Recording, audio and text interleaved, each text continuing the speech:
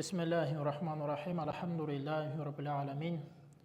Wassalatu wassalamu ala rasulihil karim. Allahumma la sahla illa ma ja'altahu sahla wa anta taj'alu hadana idha shitta sahla. Bismillahirrahmanirrahim. Wa bihi nasta'in. Assalamu alaikum wa rahmatullah. Барша мақтау мен мадақ бүткіл әлемдердің Раббысы Аллах Тағалаға тән, және пайғамбарымыз Мұхаммад Мұстафа саллаллаху алейхи ва салламға Алла Тағаланың сәлемін, салауаттарын жолдайық. Алла Тағалам баршамыздың жасап жатқан игі істерімізді, дұға тілектерімізді қабыл қылсын. Мынау Саидул Айям, күндердің мырзасы болған жұма күнге басып келген әрбір қадамымызға Алла Субхану ва Тағала сауаптан жазып, бұл күні жасаған дұға тілектерімізді Алла Тағалам қабыл қылып, дәрежемізді биік қылсын. Иншалла бүгін күндердің сұлтаны, міне Аллаға шүкір, сол жұма күнге де Алла Тағалам жеткізіп қойды. Аллаға сан-сансыз мақтау мадақтар болсын. Енді Айбек бауырымыз айтып кеткендей, біз Тараз қаласынан арнайы бүгін жоспар бойынша аттерлетіп сіздердің аудандарыңызға келіп отырмыз. Алла қаласа бүгінгі жұма уағызымыздың тақырыбында біраз уағызымызды айтқаннан кейін біздің негізгі мақсатымыз мынау арнайы Хибатулла Тарази медресе колледжімізге биыл Құдай қаласа жаңа оқу жылы басталады. Соған түлектерді шақыру мақсатында да, жинау мақсатында да келіп отырмыз. Иншалла мынау жұма уағызымызды айтып болғаннан кейін аз уақыт қалған кезде сіздерге бұл жайында тағы да Құдай қаласа тереңірек айтып берейін иншалла. Енді рұқсат болса, мына жұма уағызымыздың тақырыбына оралайық. Аллаға шүкір, бүгінгі уағыз насихатымыздың, жұма уағызымыздың тақырыбы қоршаған ортада аманат деген тақырыпта иншалла уағыз насихат болмақ. Қоршаған ортада бұл адам баласына, мұсылман адамға бұл аманат болып есептеледі екен. Алла Субхану ва Тағала қасиетті Құран кәрімде Бақара сүресінде өздеріңіз білесіздер, өзі имамдарымыз, ұстаздарымыз көп оқитын Бақараның 6-шы бетінде Алла Субхану ва Тағала былай деп айтады екен: Астағуду билла ва из қала раббука лил малаикати инни жаилун фил арди халифади. Алла Субхану ва Тағала пайғамбарымыз саллаллаху алейхи ва салламға Алла Тағала уахи қылып осы қасиетті Құранды түсіріп қойды. Бұл Құранды Алла Тағала 23 жылда түсірген. 23 жылда Алла Субхану ва Тағала бұл Құранды не істеп қойды? Бөлек-бөлек қылып түсірген. Бірден Алла Субхану ва Тағала бұл Құранды бірден түсіруге де шамасы жететін еді. Бірақ әрбір сәтке Алла Субхану ва Тағала бұны байлап 23 жылда бұны түсірді. Бұның өзінің хикметі бар екен, қараңыз. Енді сол қасиетті Құран кәрімде пайғамбарымыз саллаллаху алейхи ва салламға бұл Құранды не істеп қойды? Сөйлетіп қойды Алла Тағала. Әрбір пайғамбарымыз саллаллаху алейхи ва салламның аузынан шыққан аяттардың барлығын, бұның барлығы бұл не екен? Алладан болған, мағынасы да, сөзі де барлығы бұл Алладан болған дейді. Өйткені пайғамбарымыз Алла Субхану ва Тағала қалай әмір берген болса, тура солай жеткізген. Үтір нүктесіне дейін, тіпті және немесе деген сөздер айту керек болатын болса, қалай Алла Тағала бұйырған болса, тура солай жеткізген. Бір әріпінде, бір үтірінде, бір нүктесінде пайғамбарымыз саллаллаху алейхи ва саллям алып қалмай тұтастай қалай Алла әмір берді, тура солай жеткізген. Сол Бақара сүресінде Алла Субхану ва Тағала не деп жатыр? Ва из қала раббука лил малаика дейді. Сенің Раббың періштелерге былай деп айтты дейді. Инни жаилун фил арди халифа дейді. Мен жер бетіне халифат жаратам деп айтқан екен. Халифат жаратам дейді, қараңыз. Халифат жаратамын деген сөздің мағынасы не? Бұл халифат деп, бұл адам баласын меңзеген екен, қараңыз. Адам баласын. Алла Тағала осы халифат деген сөздің мағынасы араб тілінде бұл басшы деген мағына екен, қараңыз. Осы жер бетін меңгеріп, игеріп, өзінің қол астына алып, осы аманатқа берік болатын адамды жаратамын деп Алла Тағала періштелерге айтқан, қараңыз. Сонда Алла Субхану ва Тағала адамды жаратпастан алдын Алла Субхану ва Тағала бұл адамның мәртебесін биік қылып қойған, қараңыз. Ендігі бір аятта Алла Субхану ва Тағала не деп айтады? Біз адам баласын құрметті қылып қойдық дейді. Қараңыз, Алла субханала тағала адамды бүткіл жаратылыстан не істеп қойды? Құрметті қылып қойған екен. Енді осы сөзді айтқан кезде періштелер Алла субханала тағалаға былай деп айтады екен, қараңыздар. Атаджалу фиха ма юфсиду фиха ва ясфику дима дейді. Сонда, Раббым, осы адамдар, осы сенің халифаң жер бетінде бұзғыншылық жасап қоймайды ма? Жер бетінде қан төгіп қоймайды ма дейді, қараңыз. Сонда адам баласы сондай нәрсеге барып қоймай ма дейді. Сонда Алла субханала тағала періштелердің қойған сол сауалдарына не деп айтады? Инни а'ламу ма ла та'ламун дейді. Сендердің білмейтін нәрселеріңді мен білемін деп айтады, қараңыз.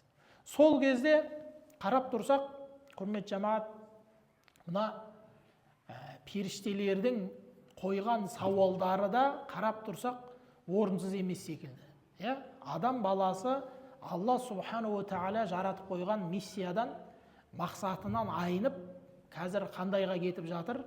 Жер бетінде зұлымдық қылуға, жер бетінде фасад қылуға, қан төгуге керісінше не істеп баратыр?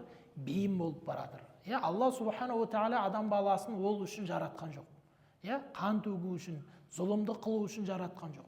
Алла субханала тағала Құран кәрімде не дейді? Біз жер бетін дұрыстағаннан кейін жер бетінде зұлымдық қылмаңдар дейді. Фасад қылмаңдар, жер бетін бұзбаңдар деп айтады, қараңыз. Алла субханала тағала бұның бәрін қаншама пайғамбарлар жіберіп, елшілер жіберіп, бұл жерді дұрыстап қойғаннан кейін сендер бұл жерде бұзғыншылық қылмаңдар дейді. Бұл Алла субханала тағала бұны не үшін айтып жатыр? Өйткені Алла субханала тағала осының барлығын адам баласына не істеп қойды?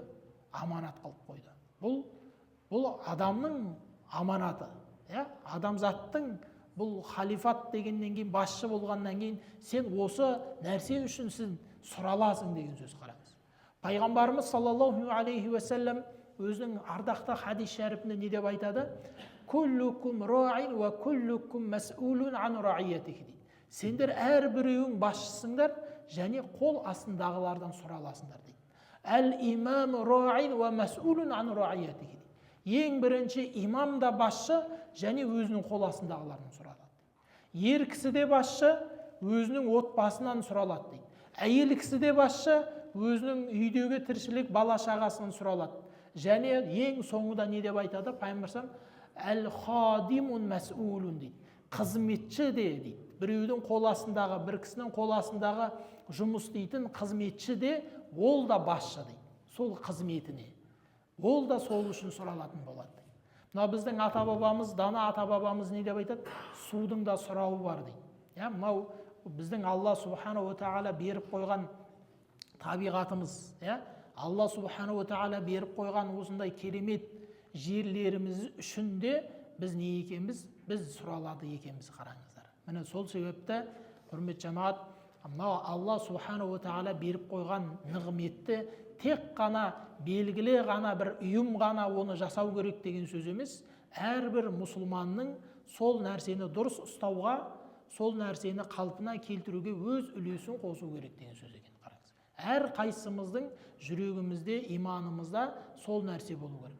Мына пайғамбарымыз саллаллаху алейхи уассалам мына иман деген тақырыпты айтқан кезде пайғамбарымыз не деп айтады? Иманның ең жоғарғы дәрежесі не деген кезде не деп айтады? Алла илаха иллалла деп айтады. Алладан басқа ешқандай тәңір құдай жоқ деп сенің сеніп мойындауың дейді, қараңыз. Иман келтіруің дейді. Бұл иманның ең жоғарғы дәрежесі дейді. Ал иманның тағы да мынандай дәрежесі бар дейді. Ең төменгі дәрежесі не деген кезде имататул аза анит тариқ дейді.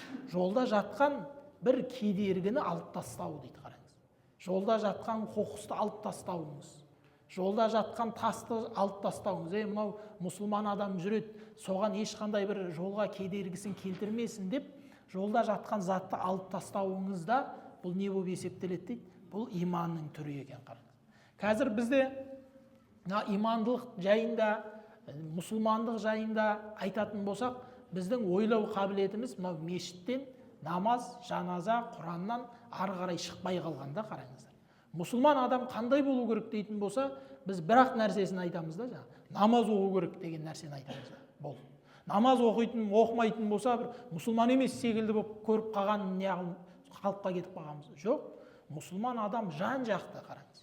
Пайғамбарымыз саллаллаху алейхи уассалам бұл иманның дәрежелерін бөліп көрсетіп тұр, қараңыз. Пайғамбарымыз саллаллаху алейхи уассалам бір хадисінде не деп айтады?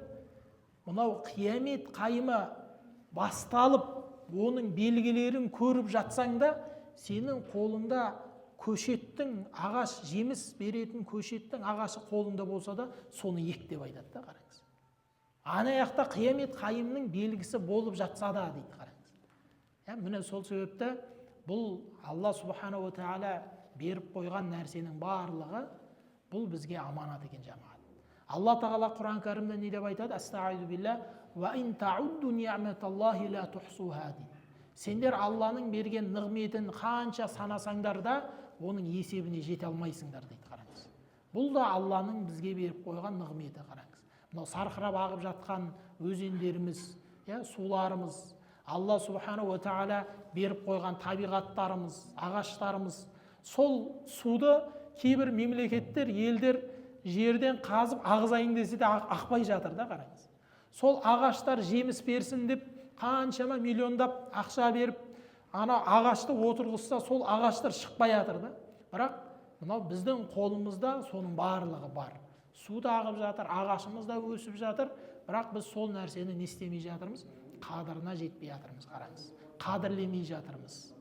Бұл Алладан келіп жатқан нығмет екен деп, бұл нығметтің қадірін түсінбей жатырмыз, қараңыз.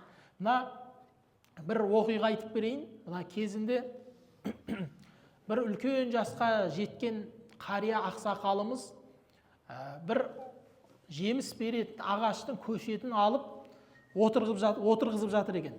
Ертең ағаш жеміс береді деп отырғызып жатыр екен. Соны бір патша көріп қойып, ана қарияға айтады екен: ақсақал, не істеп жатсыз деп. Сөйтсе айтты: мен көріп тұрғанымдай ағаш отырғызып жатырмын, мына жеміс беретін ағаш отырғызып жатырмын деп. Сонда жаңағы патша мысқылдап: сол ағаштың жемісін жемекшісіз ба дейді екен да. Қанша өміріңіз қалды, мына жемісті жейм деген мақсатыңыз бар ма деп. Сонда жаңағы ақсақал өте дана кісі айтқан екен: кезінде біздің ата-бабаларымыз жеміс отырғызды, соның жемістің, ағаштың жемісін біз жедік деген екен. Біз жедік дейді. Енді біздің кезек келді. Біз отырғызамыз, бізден кейінгілер бұның жемісін, бізден кейінгілер, немерелер, шөбелері жейді дейді. Сонда сол даналықпен айтқан сөзді естіген патша разы болып, ана ақсақалға 1000 дирхам ақша беруін бұйырған екен, қараңыз. 1000 дирхам. Сонда жаңағы ақсақал, жаңағы дана ақсақал не деген екен? Менің отырғызған ағашым қазірден бастап жеміс беріп жатыр деген екен. Қазірден бастап жеміс беріп бастады дейді екен, қараңыз. Сонда ана патша жаңағы ақсақалдың айтқан сөзін ұққан ғой, жаңа дирхам беруін беріп жатыр. Сонда айтқан екен: мына ақсақалға тағы да 1000 дирхам беріңдер деп бұйрық берген екен. Сонда ақсақал тағы да жаңағы патшаға мысқылдап: елдердің жемісі жылына бір-ақ рет жеміс беретін болса, біздің отырғызған жеміс жылына 2 рет береді деп айтқан екен, қараңыз. Сонда патша одан ары қарай ырза болып, тағы да 1000 дирхам беріңдер деп бұйырған екен. Соны алып, ақсақал не істепті дейді? Жолына жүріп кетіпті дейді, қараңыз. Міне сол себепті, құрметті жамағат, бұл Алла субханаху ва тағала бізге аманат қылып қойған екен. Үлкен аманат, бұл біздің уақытымыздың аманаты.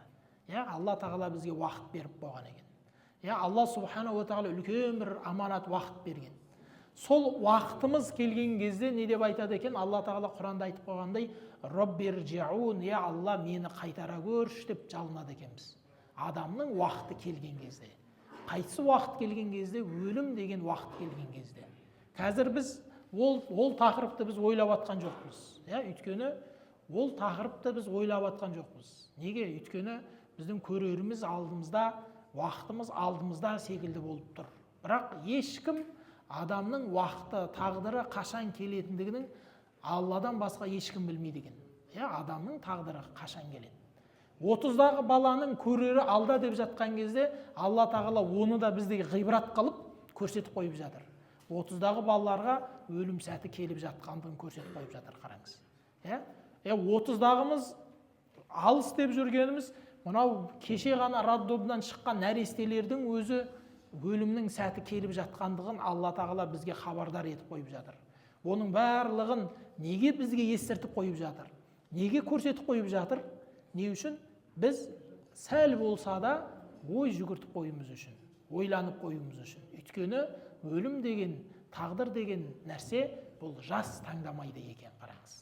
Ақсақал, мынау үлкен қария, мынау асаған асап, жегенін алды деген кісіміз әлі де өмір сүретін жасы бар, Алла қалап қойса, қараңыз. Ол әлі бір-екі жастардың талайын көретін Алла тағала жас беріп қояды, қалың. Міне сол себепті үлкен Алла тағаланың бізге беріп қойған аманаттарының бірі бұл уақыт аманаты, жамағат. Міне Алла тағала осындай уақыт, күш, қуат беріп тұрған кезде осындай нәрселеріміз артымыздан қалу керек екен. Тіп болмаса ертең сауап әкеліп тұратын артымыздан кем дегенде бір жеміс талы артымыздан қалу керек екен, қараңыз. Мынау жеміс талынан шыққан өзі пайғамбар хадисінде айтады, артыңыздан жеміс тал егіп, содан адам тіпті құс жейтін болса дейді. Құс жейтін болса, оның барлығы сол еккен адамға не болып есептеледі дейді? Бұл садақа болып есептеледі дейді, қараңыз. Бұл садақа деген тек қана жаңағы ақшалай ғана беретін нәрсе емес. Садақа бұл жеміс те, тіпті тәбәссүм деп айтады хадистерде. Бір бауырыңызға күліп қарағанның өзі не екен? Бұл садақа болып есептеледі дейді, қараңыз. Міне сол себепті иншалла Алла тағала беріп қойған табиғатымыз, құрметті жамағат, бұл бізге аманат болып есептеледі екен, иншалла. Енді құрметті жамағат, өздеріңіз баршаларыңыз білесіздер, мынау әрбір облысымызда бізде осы діни тәлім тәрбиені оқытып үйрететін біздің әрбір облысымызда медреселеріміз бар. Өздеріңіз білесіздер. Мынау біздің Жамбыл облысымызда Тараз қаласында Хибатулла Ат-Тарази деген медресе колледжіміз неше жылдан бері қазір жұмыс жасап, қаншама осы шәкірттерімізді шығарып келе жатыр. Міне сол жұмыста әлі де жалғасын табуда. Мынау бұрын медреселеріміз бұл жай медресе болып тұратын. Қазір барлық медреселеріміздің барлығы медресе колледж деген сөз қосылып айтылып жатыр. Бұл медресе колледж деген сөз ол кәдімгі мемлекет тарапынан сол медресе колледжде оқитын шәкірттерге бұл стипендия беріледі. Кәдімгі стипендия беріледі.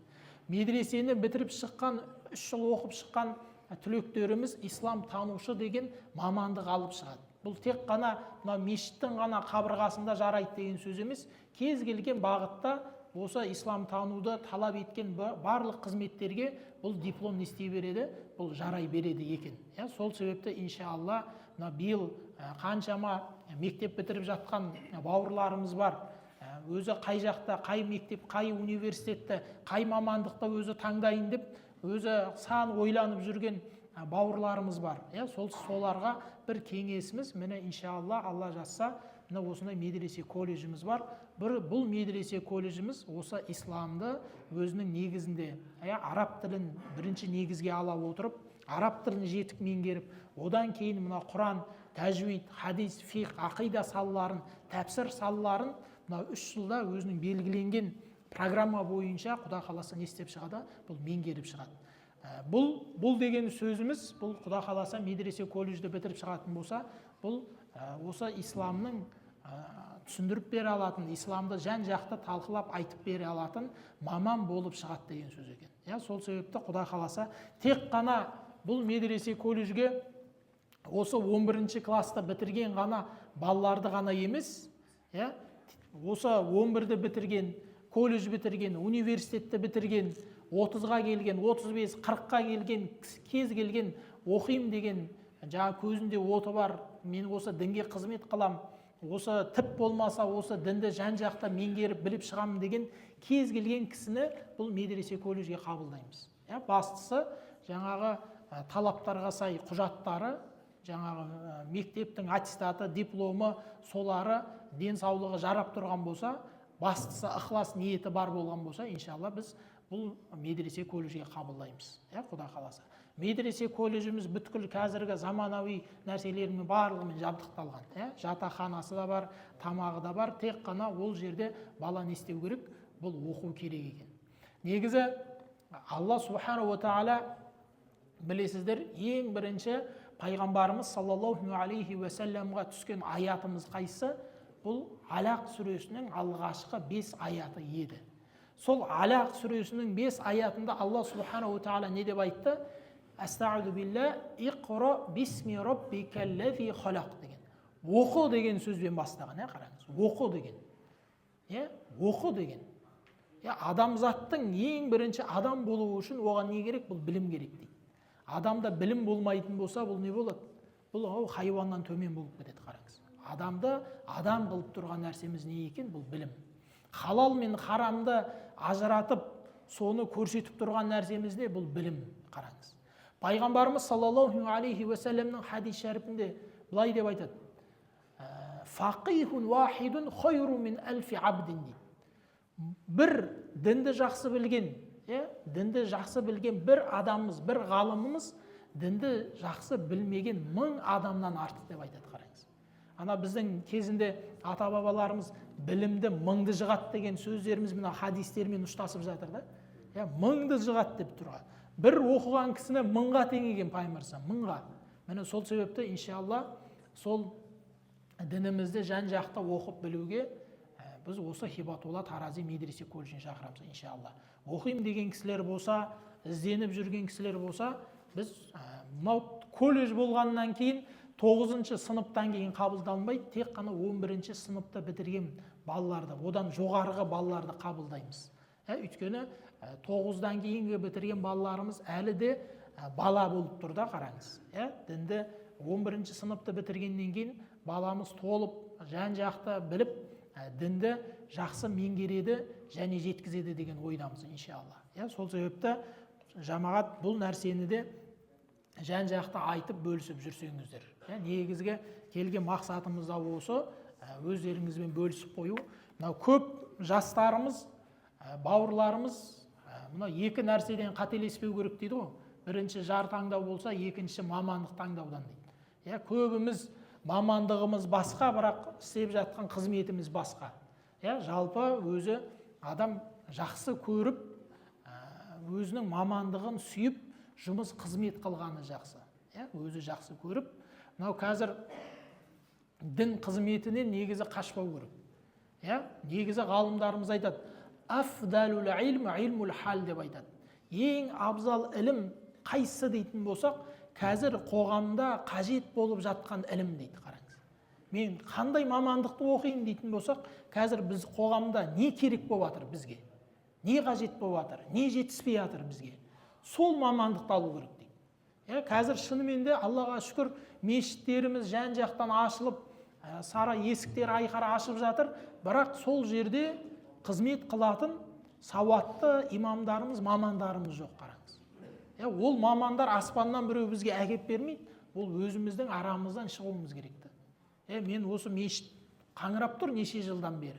Неше жылдан бері соған мешіт жоқ, имам жоқ. Мен соған бір қызмет қылайын, сол жерге бір шәкірт тәрбиелеп кетейін.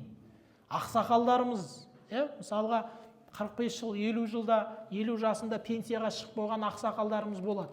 Мен осы 45 жыл басқа қызметте болдым, міне Алла қалап, елдер 60 жасынан асып барып пенсияға шығып жатқан болса, Алла маған осы 45 жасымда шығуды нәсіп қылды. Енді мен осы дін саласына қызмет қылайын деп, соны оқыса да не болады екен? Жамағат әбден мүмкін екен, қараңыз, иншалла. Жақсы, Алла разы болсын. Алла субхана ва тағала жұмада жасаған дұға тілектерімізді қабыл қылып, естіген білгендерімізді көкейімізде сіңіп амал етуіміз баршамызға нәсіп қылсын. Енді құрметті жамағат, Алла қаласа тап бір аптадан кейін 6 маусым Алла жазса, мынау өзі мұсылмандардың екі мерекесі бар дейді. Бұл екінші мерекеміз келе жатыр. Бұл Құрбан айт мерекеміз. Құдай қаласа 6-сы, 7-сы, 8-і 3 күн Алла жазса бұл Құрбан айт мерекесі. Қазірден бастап иншалла бір апта қалды, соған дайындығымызды жасап қоюымыз керек. құрбан айт намазы уақыты әлі 5:30-да. Мына жаңа тас бойынша сіздерде құрбан айт намазы 5:30-да барлық мешіттерде оқылатын болады иншалла. Құда қаласа бір-бірлеріңізге ескертіп айтыңыздар. Мынау негізі құрбан айт мұсылмандардың асыға күтетін мерекелердің бірі. Ол білесіздер, тарихы Ибрахим алейхиссаламнан бері келетір. Құрбан шалу деген. Ең жаңағы мұсылман адамның Алла субханаху тағалаға арнайтын құрбандары, құрбан шалу мерекесі келетір иншалла. Алла сол күндерімізге жеткізсін иншалла. Алла разы болсын.